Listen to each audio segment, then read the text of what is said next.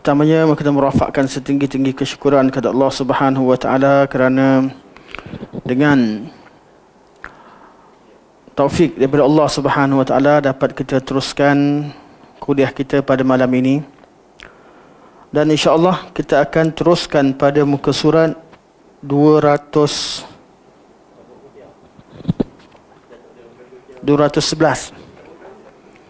Muka surat 211.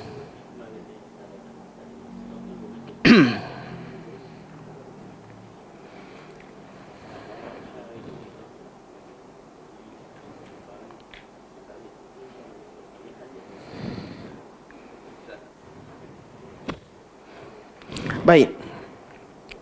Kita masih lagi membincangkan tentang ruh. Tentang ruh. Di bawah topik kalam al-Imam Abu Ja'far al-Tahawi rahimahullah, qala al-Imam wa nu'minu bil malakil mauti al-muwakkali biqaddi arwahil alamin. Kita beriman dengan malaikat maut yang ditugaskan untuk mencabut ruh-ruh makhluk hidup di seluruh alam. Sekarang kita membincangkan makna ruh. Ruh kita dah bincangkan. Kemudian perbincangannya adalah berkaitan dengan adakah ruh ini qadim atau hadis, seperti mana yang dibincangkan oleh falasifah. Perbincangan berkaitan dengan ruh, kata Syekh rahimahullah, telah ijma'. Apalah. Telah berlaku persepakatan seluruh nabi-nabi dan rasul-rasul dan seluruh agama samawi tidak khilaf bahawa ruh ini adalah makhluk, tidak qadim. Ruh ini adalah hadis atau makhluk. Istilah hadis, istilah ahli kalam. Istilah yang betulnya adalah makhluk, iaitu diciptakan oleh Allah Subhanahu wa taala, dan umat ini tidak berselisih tentangnya. Sehinggalah ada golongan anak-anak muda pada zaman golongan yang muda dalam ilmunya, yang tak matang ilmunya, mempelajari falsafah-falsafah tertentu dan mengatakan bahawa ruh itu qadim. Iaitu golongan yang mempelajari falsafah timur, falsafah yang terdapat di negeri India, yang mengatakan bahawa ruh ataupun kehidupan kita sekarang berasal daripada kehidupan sebelumnya. Kita hanyalah reincarnation daripada kehidupan sebelumnya, dan lepas mati akan ada hidup lagi, reincarnation, rebirth. Jadi ruh itu dia tasalsul dan dia tidak ada penghujungnya, tidak ada pengawalannya. Tasalsul fil madhi tak ada bagi ruh. Ruh itu berkekalan, qadim. Jadi yang cakap tu siapa? Orang kafir. Yang cakap tu ialah orang kafir. Tapi ada orang Islam yang suka terhadap falsafah ini. Ini. Kemudian mereka bukan sekadar belajar tentang reincarnation ataupun berkaitan dengan rebirth ini, sekadar mengatakan itu adalah kepercayaan masyarakat Hindu dan Buddha atau masyarakat India, masyarakat Sikh dan sebagainya.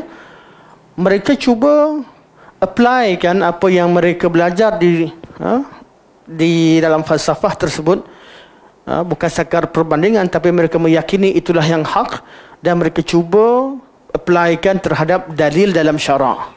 Last sekali dia dah percaya dah. Kita tak ada masalah dah. Tapi bila dia pergi belajar, dia pun percaya ruh ni adalah qadim. Dalilnya mana? Dia bawakan dua dalil yang Syekh sebutkan di sini. Pertama, di muka surat kita tengok.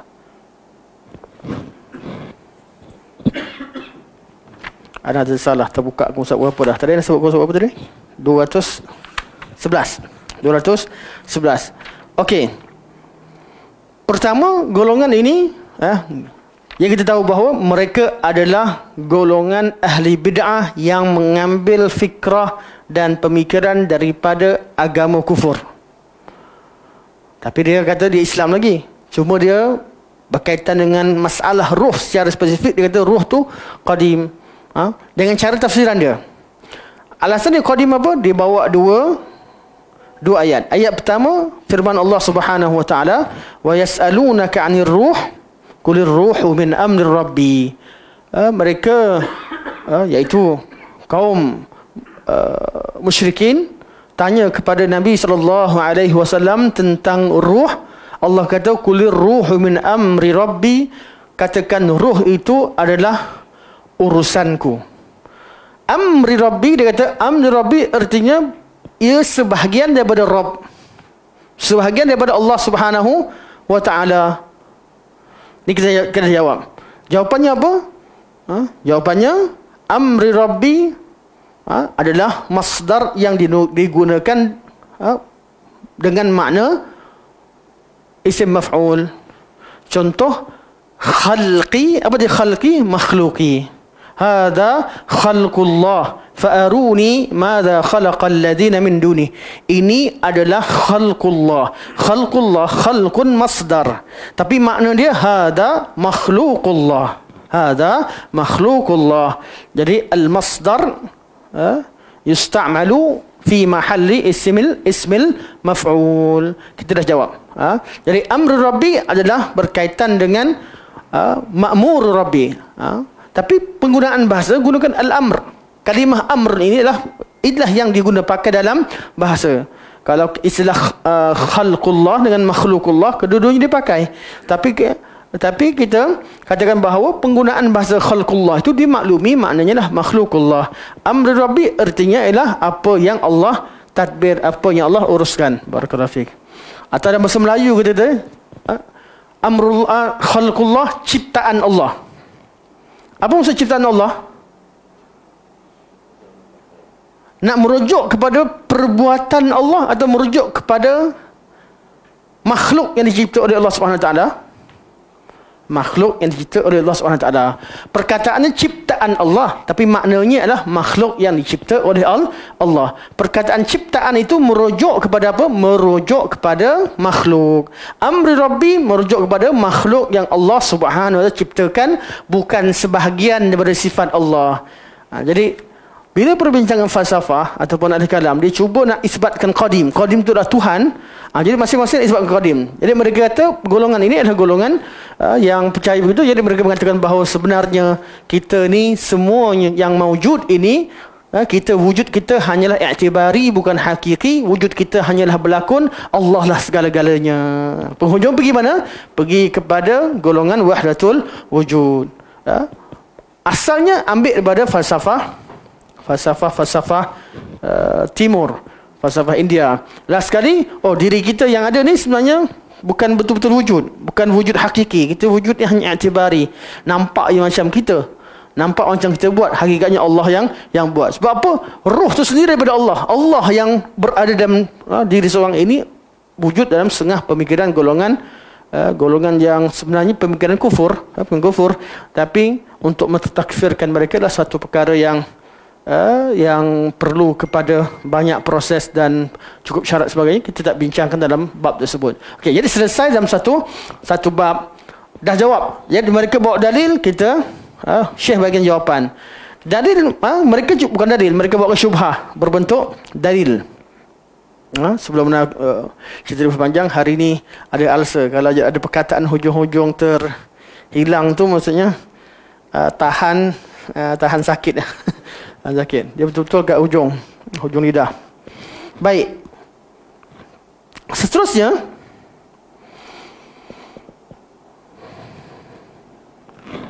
ketika Allah Subhanahu Wa Taala ceritakan tentang penciptaan manusia, Allah kata, fa iza sawaituhu wa nafakhtu fihi min ruhi faqa'u lahu sajidin.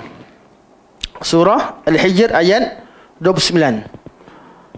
Kalimah wa nafakhtu fihi min ruhi, tatkala aku sempurnakan ciptaan Adam alaihissalam, aku sempurnakan, maka aku perintahkan ataupun aku tiupkan ke dalam jasad Adam ini ruhi, ruhku. Dia kata, nampak kan ruh Allah, manusia ini sebenarnya adalah jelmaan Allah Subhanahu wa taala.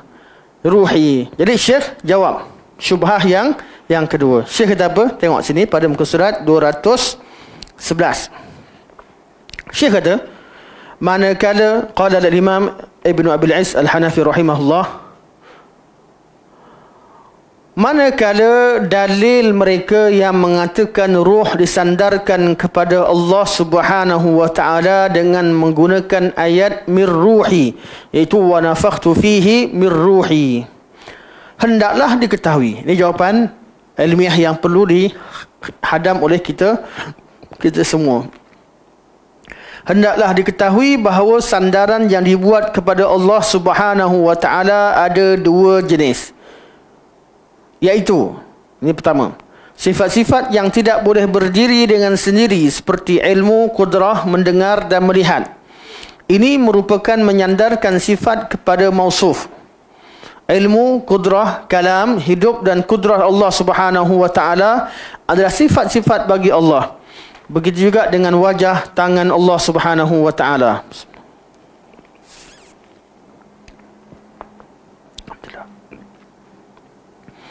Jenis kedua ialah menyandarkan ain-ain yang terpisah daripadanya, seperti rumah Allah, unta Allah, hamba Allah, Rasulullah dan ruh Allah. Ini adalah menyandarkan makhluk kepada penciptanya. Akan tetapi sandaran ini membawa makna pengkhususan dan kemuliaan yang menjadikan benda yang disandarkan berbeza dengan yang lain. Okey. Sesuatu yang disandarkan pada Allah Subhanahu wa taala ada dua.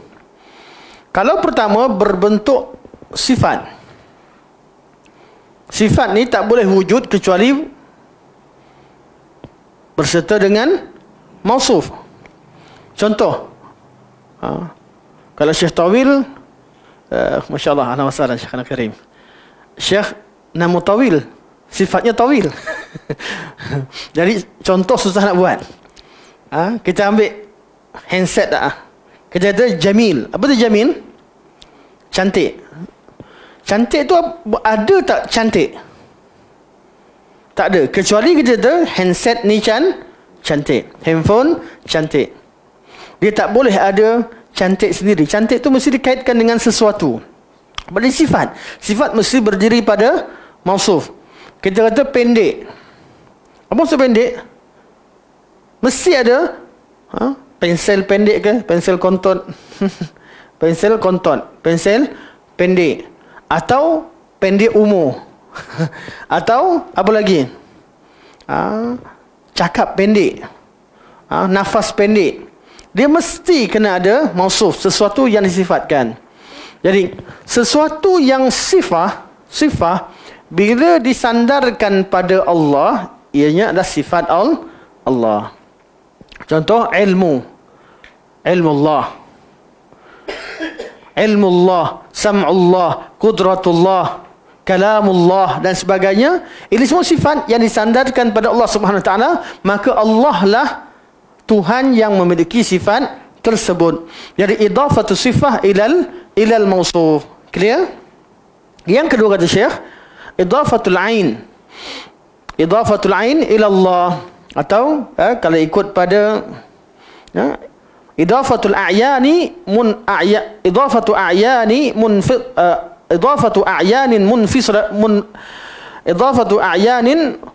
munfasilatin anhu.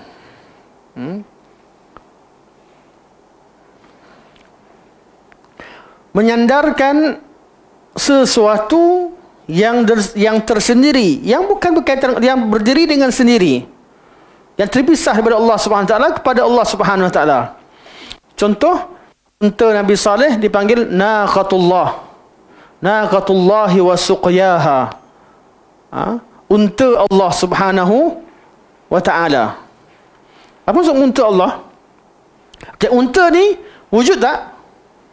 Wujud. Dia bukan macam panjang tadi atau pendek. Dia bukan sifat. Dia ain. Dia sesuatu.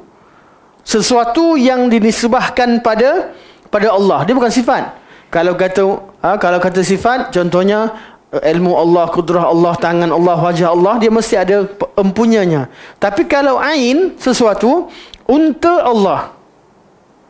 Sekarang, unta tu bukan Allah. Unta tu unta lah. Allah. Tapi kenapa unta Allah? Sebab Allah SWT muliakan unta ini. Allah cipta dengan keadaan tidak melalui ibu. Allah cipta kun fayakun. Allah suruh, Allah belahkan bukit yang ada di tempat kaum Nabi Saleh untuk keluar dari celah bukit. Allah kata naqatullah untuk sebagai sifat secara spesifik memuliakan unta tersebut. Unta dia unta yang naqatullah. Allah suruh muliakan dia, berikan dia makan, minum, ada jadual untuk dia jangan kacau dan sebagainya.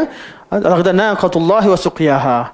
Jadi itu adalah objek atau sesuatu atau ain yang disandarkan kepada Allah Subhanahu Wa Taala. Tidak dikatakan itu adalah Allah. Tidak. Dia adalah sesuatu sandaran khusus. Contoh rumah Allah. Rumah ni adalah satu objek, betul? Rumah. Allah adalah Allah. Rumah Allah adalah tempat yang Allah muliakan. Tadi unta yang Allah muliakan. Sekarang tempat yang Allah muliakan. Rumah Allah berada Baitullah, Kaabah. Rumah Allah masjid. Majtama'a qaumun fi baitin min buyutillah yatluna kitab Allah. Jadi baitun min buyutillah, nama rumah-rumah Allah Subhanahu Wa Taala, masjid dan sebagainya. Atau sebahagian sahabat dinamakan sebagai Saifullah.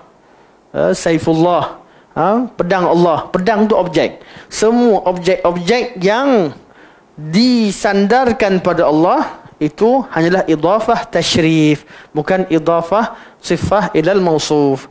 Jadi idafah tasyrif ni apa? Untuk memuliakan. Jadi ayat Al-Quran, ayat ni wa nafakhtu fihi min ruhi, dan aku tiupkan ruhku ke dalam dirinya. Bermaksud ruh ini ruh ciptaan Allah yang istimewa.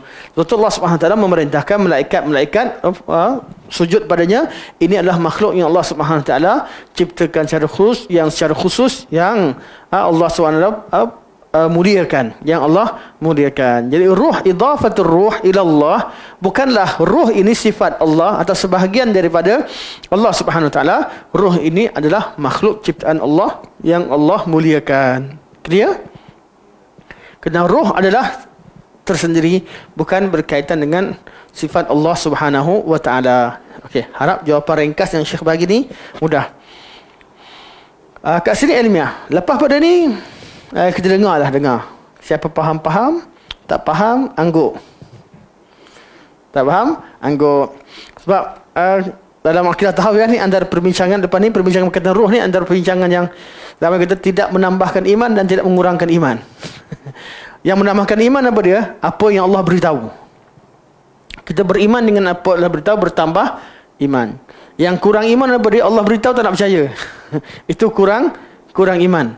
Tapi sesuatu benda yang Allah tak bincangkan, Nabi tak bincangkan, pun dibincangkan kemudian, perbincangan yang tidak wujud dalam nas, tidak menambah dan tidak mengurangkan iman. Sekarang ni alhamdulillah imam tambah. Masih lagi berkaitan dengan ayat Quran Al-Karim. Lepas ni persoalan seterusnya. Kata Syekh,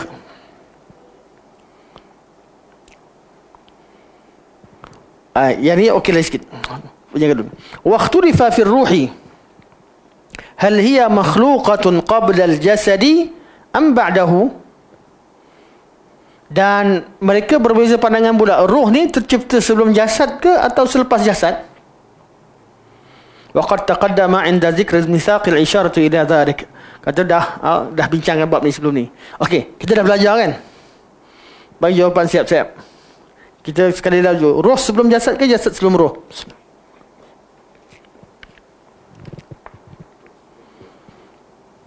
Sebelum. Roh sebelum jasad. Bukan ke umur kita dah 120 hari baru ditiupkan roh? Yang tercipta dalam perut mak kita roh dulu ke jasad dulu? Berasal daripada nutfah, jadi alaqah, jadi mudghah. Betul? Kemudian sampailah berbentuk pada manusia. 40 hari pertama, 40 hari kedua, 40 hari ketiga. Lepas tu baru diperintahkan, hadis Ibn Mas'ud, baru diperintahkan malaikat untuk ditiupkan ke dalamnya roh. Betul? Jadi jasad dulu ke roh dulu? Jasad. Berdasarkan hadis ni. Berdasarkan hadis ni. Tapi kisah Nabi Adam AS, tatkala berada di kawasan di Wadi Nu'man, diturunkan ketika Nabi Adam alaihi salam diturunkan ke muka bumi, diperlihatkan kepadanya di depannya roh-roh, betul? Zuriat anak Adam. Ketika itu semua roh-roh yang akan hidup di muka bumi ini anak Adam diperlihatkan pada Adam alaihi salam. Begitu juga berkaitan dengan alam zuriat. Tatkala Allah mengambil perjanjian kepada zuriat, alastu bi rabbikum qalu bala syahidina. Ini juga berkaitan dengan alam ruh sebelum diciptakan langit dan bumi. Sekarang ruh dulu ke jasad dulu? Ruh. Yang betul mana? Jasad dulu ke ruh? Biarkan. Khilaf. Itu adalah khilaf. Yang kata dua-dua tak tolak, dua-dua terima ayat Quran dan hadis.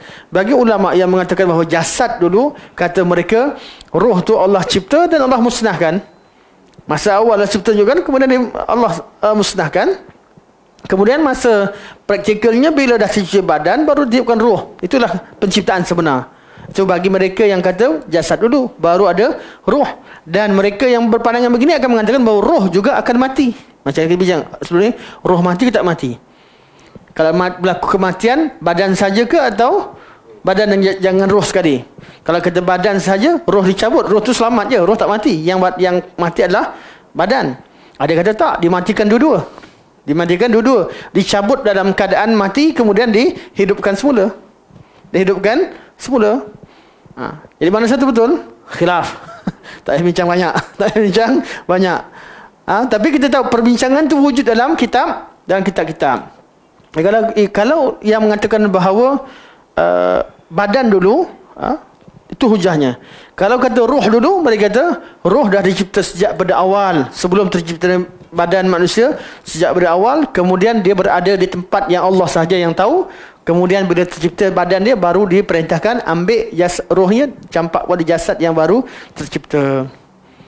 Wallahu ta'ala a'lam. Tak payah bincang, tak payah ulang. Kita cukup tahu ada perbincangannya. Yang penting kita percaya dua-dua. Peristiwa Allah Subhanahu Wa Taala mengambil persaksian daripada roh pun kita percaya. Peristiwa Nabi Adam AS melihat zuriatnya juga, kita percaya. Sekiranya kita percaya hadis sahih, ada khilaf secara hadisnya.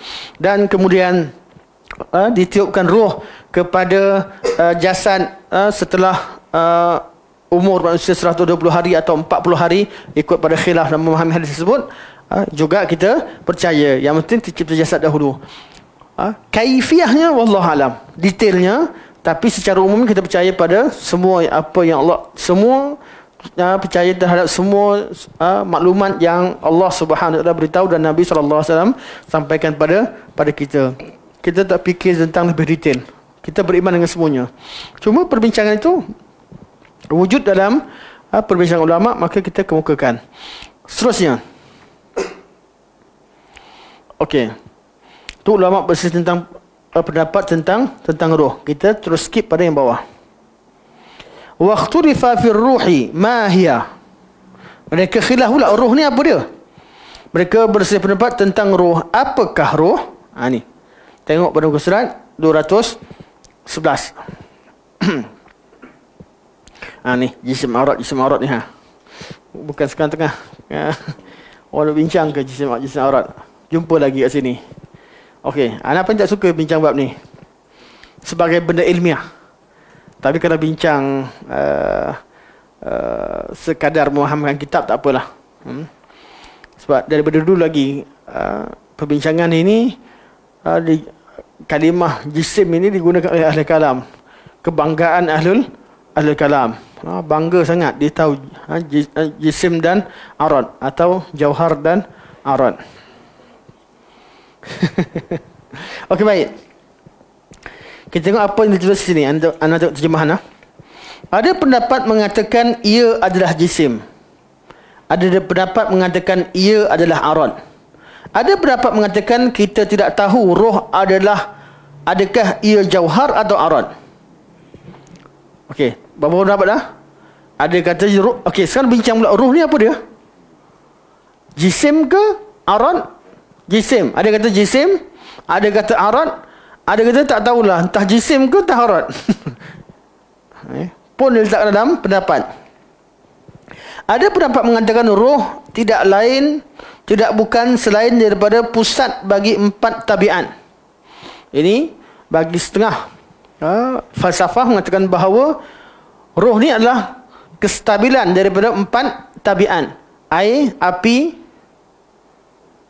awata apa dia? Air, api, angin dan tanah. 4 unsur ni. Roh ni apa? Bila stabil 4 unsur ni, hiduplah. Kan? Sebahagian pada ilmu India dia kata 4 unsur ni. Perubatan India dia kata bila stabil 4 unsur, dia stabil. Tapi kalau api lebih sikit, jadi demam. Jadi demam panas. Kalau air lebih, jadi sejuk. Tanah lebih, ini dan wallahu alam lah. Yang penting kalau stabil, sihat. Stabil artinya sihat. Jadi roh apa dia? Tak lebih daripada sebenarnya kestabilan. Sebab itulah roh ni, adanya roh artinya ada kehidupan. Macam mana boleh hidup? Sebab dia stabil. Dia stabil. Okay, ada pendapat mengatakan ia adalah darah. Okey, tinggalkan dulu. Yang penting bincang dulu. Roh ni jisim ke arad?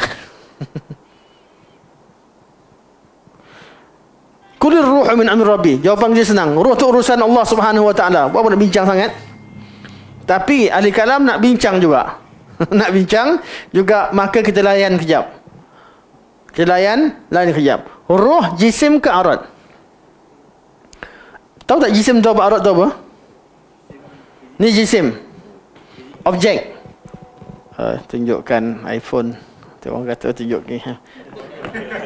Tu yang Realme lah. Jisim. Objek namanya jisim. Dia asal jirim. Jirim yang bergabung-gabung jadi jisim. Jisim tu jisim lah, objek senang. Ni jisim. Tiap-tiap jisim ada arad ataupun sifat dia. Ada sifat. Handset ni 4 segi. 4 segi sama. Betul? Betul sama ke? Fizikal jisim. Sifatnya adalah arad. Okey, roh ada fizikal sendiri ataupun dia menumpang pada jasad arad? Kalau yang kata arad, kata dia, kita ni sebenarnya jasad kita. Roh ni sifat. Bila jasad hidup, nama dah roh. Sebenarnya roh tu bukan ada, dia satu entiti yang tersendiri, tak. Dia, roh itu hanyalah sifat pada jasad. Kalau orang dah mati tak ada roh, kalau dia hidup masih bergerak, itunya dia ada roh. Jadi keadaan seseorang yang masih bergerak belum mati, artinya itulah roh. Jadi roh sekadar arad, bukan jisim yang tersendiri. Clear? Pandangan kedua kata tak. Roh tu ada entiti yang tersendiri. Jasad ada entiti sendiri. Bergabungnya jasad dan roh baru dinamakan sebagai insan. Clear? Baru jadi insan. Okey. Sekarang berapa antum? Roh ni arad ke jisim? Tak tahu nak cakap kan? Tapi kalau ikut mustalah ahlul kalam, kata mereka jisim. Roh itu jisim. Ada khilaf lah, sama ada khilaf. Tapi kalau ikutkan pentarjihan kita, kalau nak ikut istilah ahlul kalam, kita kata jisim. Tapi walaupun kita tak setuju pun, kita malah nak bincang sangat tu. Okey. Baik. Selesai tentang bab tersebut. Kemudian, ya. Jisim. Jisim ni jangan jisim ni kalau ikut bahasa Arabnya badan. Tapi sekarang ni ilmu mantik berdiri di atas falsafah Aristotle. Bila mereka nak terjemahkan istilah Aristotle, mereka kena cari perkataan dalam bahasa Arab. Maka wujudlah istilah-istilah yang dipinjam dari bahasa Arab. Arad ni adalah sifat yang mendatang, sesuatu yang benda yang boleh ada, boleh tak ada, benda yang mendatang, bukan objek yang asal. Contoh nak angkat tangan, arad. Arad ni tak kekal. Kejap lagi turun tangan balik. Ya, kalau nak kenal seorang, kita nak perkenalkan dengan diri dia ke atau dengan arad dia? Contohlah kita kata, rumah kat mana? Adalah rumah yang kita Big and the Bayu lalu semalam tu. Orang kata macam mana nak Big and the Bayu lalu semalam? Yang Big and the Bayu lalu depan dia tu, itu benda yang tak sabit. Rumah tu kita takrifkan kepada apa? Kepada dirinya sendiri dan juga pada arat yang ada pada dia. Pada diri yang tetap. Sebab tu kalau arat yang kejap ada, kejap tak ada, kita tak takrifkan pada dia. Jadi ini kita bincangkan dalam ilmu mantik. Ilmu mantik ketika Aristotle membincangkan tentang alam ini, macam mana bahawa alam ni baru ataupun qadim. Perbincangan maka dibawakan dalil jauhar dan arad. Ahli kalam kata alam ni adalah baru. Dalilnya apa? Adanya sesuatu menunjukkan ianya baru. Adanya sesuatu jisim atau sesuatu objek, artinya objek itu baru. Betul? Sebab objek tak boleh wujud sendiri, mesti ada yang mewujudkannya. Orang tanya pula, habis kalau dah wujud, macam mana? Tuhan menciptakan alam. Habis kalau lepas dah alam ni dah cipta-cipta, tak perlu kepada Tuhan lah. Masa awal nak tercipta, alam perlukan pada Tuhan, betul? Tuhan ciptakan alam. Lepas alam tercipta, perlu lagi tak pada Tuhan? Buat perbincangan tentang wujud, siapa yang cipta, siapa tidak. Habis lepas dah orang dah akur, ya, alam diciptakan. Selepas tu, dia perlukan pada pencipta lagi atau tidak? Satu kata golongan Platonism ataupun ahli falsafah yang diketuai oleh Ibn Sina dan yang sebagainya, dia kata pakai dalil imkan lagi bagus. Wajibul wujud, mungkinul wujud. Nanti antum kalau antum belajar tentang falsafah, jumpa hadis dalil hudus dan wal imkan. Hudus ni dibincangkan oleh mutakallimin atau dipanggil kalam, logik ilmu kalam yang asal oleh Jahmiyah dan Mu'tazilah, termasuk Isyarah dan Maturidiyah. Dan dalil imkan yang dibincangkan oleh ahli falsafah kemudian seperti Ibn Sina, Ibn Rushd dan juga al-falasifah yang kemudian, yang mereka menjadikan bahawa dalil imkan lebih kuat daripada dalil hudus. Ini semua falsafah. Golongan awal dia kata, okey, jauhar ni Allah, sesuatu wujud perlukan pada Allah. Lepas dah wujud, orang kata macam mana? Perlu tak pada Allah? Mereka jawab, perlu. Sebab masih ada arad. Arad sifat. Sifat tu berlaku. Kita dah hidup, kita masih perlu pada bergerak, makan, minum, sebagainya. Gerakan itu juga perlu pada Tuhan. Perbincangan-perbincangan yang anda tak nak masuk dalam kelas tak nak masuk sangat. Tapi nak fahamkan istilah jisim tu bukanlah dengan maksud jisim yang asal. Dia merujuk kepada sesuatu. Bila kata sesuatu tu ada berapa jenis? Sesuatu yang tak berjisim, sesuatu yang berjirim. Sesuatu tu mesti berjirim dan tidak, dan mesti berjirim dan mempunyai arad. Tiap sesuatu mesti berjirim. Sesuatu jirim kalau bergabung dia jadi jisim. Sesuatu jirim yang tidak boleh dipecahkan namanya jauhar mufrad. Contoh objek, kita kata kita ada atom, unit paling kecil, ataupun ada neutron dan proton, pecah lagi. Unit yang paling kecil ni namakan sebagai jauhar mufrad. Dia proton ni apa? Objek tak? Sesuatu, tapi tak boleh kata satu objek. Dia tak boleh terbentuk sesuatu objek sebab dia unit yang paling kecil. Bila dia bergabung baru membentuk satu bentuk molekul ke, bentuk objek ke, bentuk fizik ke sebagainya, membentuk. Bila membentuk tu lah baru nama dia berjisim. Bila berjisim pula, logik Aristotle kata jisim tu ada banyak. Satu jisim yang statik, yang kedua jisim yang berkembang. Jisim jamid dan nami.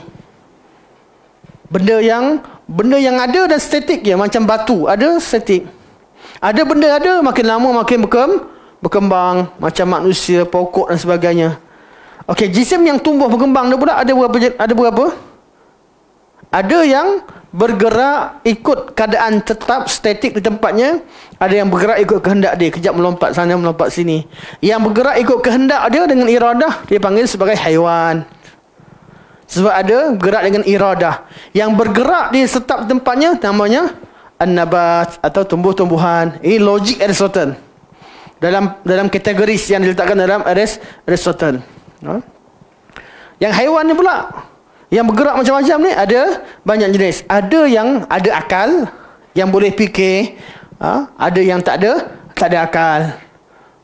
Maka ada manusia ni namakan, yang boleh fikir ni, yang bergerak ikut kehendak dan boleh fikir, namanya haiwan natik. Dia ada haiwan tapi natik. Dia ada otak, boleh bercakap, boleh fikir, boleh berakal, ada perasaan dan sebagainya. Macam itulah takrifan dia. Jadi jisim tu bukanlah jisim badan. Bukan badan. Clear? Dalam bahasa Arab asal maknanya badan. Tapi dalam istilah Aristotle mungkin lebih sesuai kita kata fizik lah. Fizik. Asalnya kita fizikal. Tapi tak punya fizik tu jadi fizikal badan, tak. Sesuatu benda, sesuatu objek. Mungkin. Wallahualam.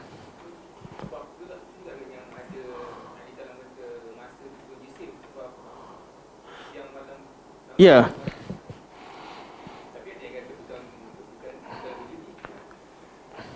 Sebab tu kalau pergilah bincang, kalau lah belajar ilmu kalam, masing-masing jadi gila rambut panjang.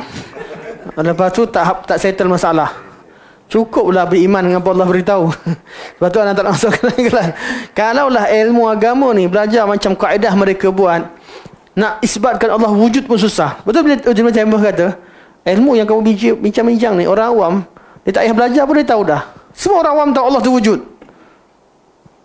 Benda yang fitrah wujud dalam dia. Sebab tu ilmu berkaitan wujudullah ni bagi Ahli Sunnah wal Jamaah adalah ilmu fitrah. Ilmu tu adalah ilmu daruri yang memang ada dalam jiwa setiap seorang. Ilmu tu semua orang tahu. Kecuali orang yang fitrahnya rosak. Orang fitrah rosak, kembalikan dia berfitrah. Bincang sikit dengan dia. Tapi orang awam dan seluruh masyarakat tak payah terangkan. Nabi-nabi rasul-rasul pergi dakwah, Nuh pergi jumpa kaum dia, walaqad arsalna nuhan ila qaumihi faqala ya qaumi ibudullah. Terus kata, ya kaum, sembahlah Allah. Tak ada cerita, ya kaum, Allah tu wujud begini, tak bincang banyak. Sebab benda tu dah ada kat fitrah manusia. Cukup ajak sembah Allah Subhanahu wa taala. Jadi apa beza salafiyah dengan ahli kalam kat sini? Golongan salaf dan juga pengikut mereka, salafiyah, tak kira zaman dulu ke zaman sekarang, yang masih kekal pandangan mereka dipanggil salafiyah. Salafiyah ni golongan yang awal, sahabat, tabi'in, tabi'in, tiga generasi awal. Ni salaf. Kemudian salafiyah, siapa yang ikut mereka? Siapa yang ikut mereka? Yang menisbahkan diri kepada salaf. Tak kira lah zaman mana sekalipun. Yang duduk zaman tu ke, yang duduk zaman lain ke, yang penting ikut apa yang mereka tinggalkan, ikut agama yang mereka bawa. Mereka mengatakan bahawa ilmu berkaitan dengan wujudnya Allah adalah perkara ilmu daruri. Tapi bagi ahli kalam, ilmu nazari. Dia kena belajar, kena hafal, kena tahu bukti-bukti. Sebab tu bila belajar kaedah kalam, wajib mereka belajar sifat pertama, sifat wujud. Allah itu wujud dan dibuktikan dengan dalilul hudus. Dalil hudus. Wujud macam mana? Dia kata sesuatu yang alam ni wujud. Sesuatu yang kita nampak alam ini benda objek. Wujud mesti objek. Objek mesti ada sifatnya. Tiap-tiap objek yang ada, tiap-tiap sesuatu yang ada, mesti ada yang menciptakan. Oleh itu Allah bukanlah objek, Allah bukanlah jisim, Allah bukanlah jauhar. Kaedah mereka buat. Jadi Allah wujud tapi tidak berjisim. Allah wujud tetapi tidak berjirim. Allah wujud tapi tidak bertempat. Semua sekali kaedah ni timbul daripada perbincangan falsafah untuk bezakan Allah dengan makhluk. Hakikatnya sifat yang mereka bincangkan tadi sebenarnya bukan daripada ilmu Allah sebut pun. Lafaz-lafaz ini adalah diambil daripada Aristotle. Mereka tak nak sama kategorikan Allah sama macam makhluk. Tapi masalah penghujungnya apa? Dia segi pening. Sepatutnya tak payah gunakan bahasa-bahasa ini untuk merujuk kepada akidah umat Islam atau dalam ilmu akidah. Okey. Baik, tinggalkan tu, kita bincang tentang roh balik. Okey, anda baca bahasa Arab dia. Bincang pertama dia kata roh ni jisim atau arad. Ada kata tak tahu jisim atau arad. Okey, selesai. Kita dah bincangkan. Wa qila, dan ada mengatakan laisa ar-ruhu syai'an akthar min i'tidal at-taba'i' al-arba'ah. Roh ni adalah stabilnya empat unsur yang ada dalam badan kita. Dalam badan kita ada unsur air, ada unsur tanah, ada unsur angin, ada unsur api. Jadi kalau unsur badan ni, badan kita lah, unsur air dalam badan lah. Air mata ke stabil sekali. Unsur api ni dia punya keadaan panas lah. Kan dalam ada stabil suhu dia. Dan juga angin cukup, tak dalam angin sebagainya, stabil. Dia kata adalah roh. Ada yang kata macam tu. Okay. Syekh hanya menukilkan untuk kita tahu macam-macam orang sebut tentang roh. Waqil, dan ada kata apa dia? Roh ni apa? Yaddam musafi al-khalis min al-kadari wal-ufunat. Darah yang bersih, yang terlepas dan bersih daripada kekotoran dan sesuatu yang busuk. Darah bersih lah. Ni bagi orang kaji darah kata, roh ni apa? Kalau darah bersih, dia hidup lagi. Kalau darah dia kotor, dia mati. Ni geng-geng kaji darah. Dia kata roh ni apa? Kalau darah tu bersih. Maksudnya kalau darah tak bersih, dia akan mati. Waqila hiyal hararatul ghariziyah. Ada yang kata adalah panas yang Allah letakkan pada kita secara asli. Panas lebih akan mati. Tak ada roh. Wahyal hayah, iaitu kehidupan lah. Waqil hiya jawharun basitun munbathun fil alami kullihi min al-haywani ala jihati al-i'mali lahu wat-tadbir. Wahya ala ma wusifat min al-inbisati fil alam. غير منقسمة الذات والبنية وأنها في كل حيوان العالم بمعنى واحد لا غير. Apa maksud dia? Anda nak test, tengok penterjemah makan apa ya. Bila istilah ilmiah ni anda suka tengok mana jadi? Okey. Ada pendapat mengatakan ia adalah jauhar yang ditiupkan. Jauhar. Okey. Okey, jauhar yang ditiupkan oleh haiwan di alam ini dalam bentuk menggunakan dan mengaturnya. Tengok, kelang kabut bunyinya. Berdasarkan sifat yang diberikan kepadanya. Ia tersebar di dalam alam ini tanpa mempunyai bentuk jisim dan tubuh badan. Semua haiwan di alam ini hanya ada satu roh dan tidak ada yang lain. Faham? Sebenarnya terjemahan salah. Ana tiap-tiap kali jumpa ayat, sebab tu ana nak baca bahasa Arab dia. Gunakan istilah ilmu kalam. Sebab ilmu kalam tak akan mampu diterjemahkan dengan bahasa Melayu sebelum difahami oleh orang Melayu.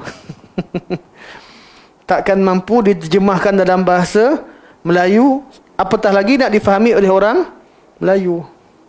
Jadi orang Melayu ni kita kata mazhab dia ambil ibadat ilmu falsafah, marah dia. Sebab orang Melayu tak faham apa. Orang Melayu kita ni sebenarnya kenal Allah dengan fitrah. Orang Melayu kita kenal Allah dengan ayat Quran, dengan hadis. Sebenarnya lah mereka lah orang awam lah. Orang awam di kalangan sunnah. Baik. Waqila, kaul seterusnya, hiya jauharun basit. Jauhar basit ni apa? Siapa tahu anak bagi anak belanja bawah. Bismillah. Dah. Jauhar basit ni apa? Jauhar apa dia? Jauhar objek. Betul? Objek. Basit. Basitun. Jauhar ada dua. Ada jauhar murakkab, ada jauhar basit. Jauhar murakkab, objek yang kita boleh tunjuk. Ini jauhar murakkab. Air H2O. Air. Berkata H2O air, betul? Bergabungnya hidrogen dan dua oksigen. Jadi terciptanya air. Jadi dia objek yang dilihat dan boleh ditunjuk. Itu nama jauhar murakkab. Jauhar basit, objek ada tapi tak boleh tunjuk. Betul? Roh kat mana? Dia kata. Orang yang kata ni, roh kat mana? Jasad, ya, jauhar murakab ataupun jisim. Ini jasad, badan. Ruh, dia tak boleh tunjuk. Ada, tapi tak tahu kat mana. Tak boleh tunjuk. Itu nama jauhar basit. Okey? Dia kata, ruh ni apa dia? Jauharun basitun munbathun fil alami kullih minal haiwan. Jauhar basit yang ditiupkan. Bukan haiwan tu tiup terjemahan tu kan. Tapi ikut apa yang nak terjemahkan. Okay. Jauhar basit yang tersebar di dalam alam, dalam diri tiap-tiap haiwan. Haiwan ni apa? Jangan bayangkan anjing je, kita pun. Jangan bayang. Haiwan ni istilah mantik apa dia? Semua yang jisim badan yang berkembang bergerak ikut kehendak. Itu nama haiwan. Termasuk manusia. Cuma manusia haiwan natik. Selain manusia, haiwan ghaira natik, ghaira akil. Dia tak berakal. Okey. Jadi semua objek, semua sesuatu yang bernyawa, itu haiwan lah. Ini pun tak betul juga. Sebenarnya dia bukan tahu pokok ada nyawa tak ada nyawa. Perbincangan dunia sekarang ni dah bincang dah. Pokok bila dicabut pokok dia cuba rakam suara pokok dan sebagainya. Perbincangan sains sekarang ni mana menafikan dah apa yang ada pada ni. Tapi kita terimalah. Dia dah ada kat buku, kita bincang dulu. Jadi jauhar basit yang berada dalam diri tiap-tiap haiwan di alam ini ada jihatil i'mali walahu wat tadbir. Dia wujud dalam badan untuk mengaktifkan dan menguruskan, mentadbir diri itu. Di mana? Tak ada. Tapi adanya roh, baru orang tu boleh mentadbir diri, boleh bergerak, buat urusan sebagainya. Kaul ni Syekh tarjihkan. Kaul ni Syekh tarjihkan. Ada betulnya, tapi ada kritikannya. Yang paling baiklah. Kaul yang paling baik pada masa tu. وهي على ما وصفت من الانبساط في العالم غير منقسمة الذات والبنية. Sesuatu yang ada pada alam, pada setiap-tiap yang hidup, tidak boleh dipecah-pecahkan zat dia dan tak boleh nak ditunjukkan zat dia. Wa annaha fi kulli haywanin alam bimakna wahid la ghair. Dan dia ada dalam diri tiap-tiap alam. Itu sahaja makna. Tak payah disyarahkan lebih, tak ada makna lain. Okey, ni qaul yang ke berapa tu? Waqila, dan ada qaul lain kata an-nafsu hiya an-nasimud dakhil wa an-nasimud dakhilu wal khariju bit tanaffusi. Ruh ni apa? Nafas, angin yang masuk dan keluar tu. Kalau tak bernafas, matilah. Jadi mereka sebutkan bahawa ruh ni takrif kehidupan. Secara mudahnya takrif kehidupan. Ada yang kata darah, ada yang kata pernafasan. Kalau terhenti pernafasan, habislah dan sebagainya. Semua ni Syekh hanya ceritakan. Syekh akan tarjihkan kat belakang. Tarjihkan. Kalau tuan baca nanti, anda tahu kat muka surat mana? Ni, muka surat kita tak bincang, tak sebab. Syekh akan tarjihkan daripada kaul-kaul tadi. Sekarang Syekh hanya bentangkan khilaf-khilaf yang ada pada dalam buku-buku dan perbincangan. Okey, bertambah iman tidak? Soalan. Ramai ulama syarah kat sini, perbincangan tadi semua tu perbincangan yang orang cerita je lah. Kalau tak tambah iman, tak kurangkan iman. Tapi bagus untuk pengetahuan.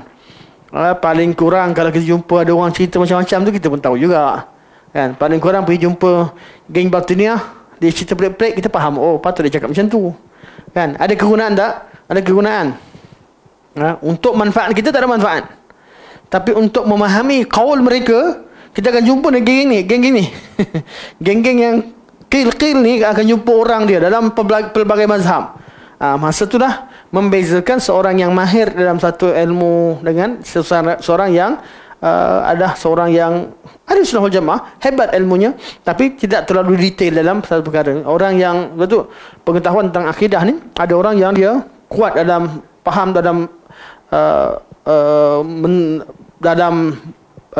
membina akidah dia. Setengah pada orang dia bukan sangat tahu akidah pegangan dia mampu memahami pandangan orang lain, akidah orang lain, dan dia mampu untuk rad dan mampu untuk syubhat. Ini adalah satu perkara yang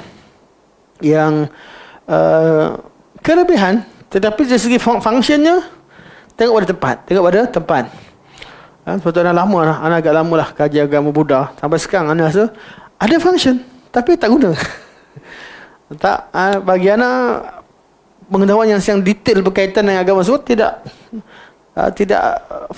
kegunaannya kurang. Sebab banyak perbincangan yang mendalam, masyarakat juga tak faham nak dakwah gunakan apa. Sama yang berlaku macam ahli falsafah.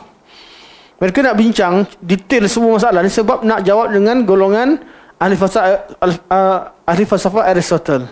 Sekarang ni siapa yang ahli falsafah Aristotle? Falsafah Aristotle ni dipelajari dalam sejarah falsafah, sejarah ilmu sains. Hatta pada zaman ianya dipegang sebelum kurun ke-16, sebelum Eropah bangun dengan dunia sains praktikal atau sains empirical ataupun sains eksperimen, sebelum dia orang ni, walaupun diamalkan, masa diamalkan, dipegang pun belum tentu orang semua percaya. Apatah lagi lepas dah terbukti memang semua orang tinggalkan dah. Berkaitan dengan falsafah Aristotle. Sekarang ni tak ada siapa pegang dah. Hanya tinggal siapa yang pegang? Golongan ahli kalam lah. Ahli kalam ni kadang-kadang kita tahu dia pergi mana. Dia nak pergi pada dalil. Selama ni dia kata dalil ayat Quran ini, dalil makna zahirnya batil, makna zahirnya kufur, gini dan begitu.